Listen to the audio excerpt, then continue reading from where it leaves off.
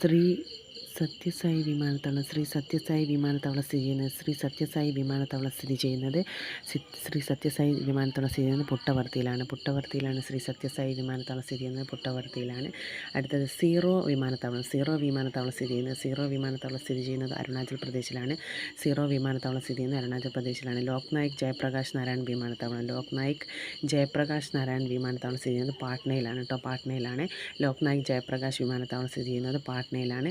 ദംബോലി വിമാനത്താവളം സ്ഥിതി ചെയ്യുന്നത് ഗോവയിലാണ് ദംബോലി വിമാനത്താവളം ഗോവയിലാണ് സ്ഥിതി ചെയ്യുന്നത്.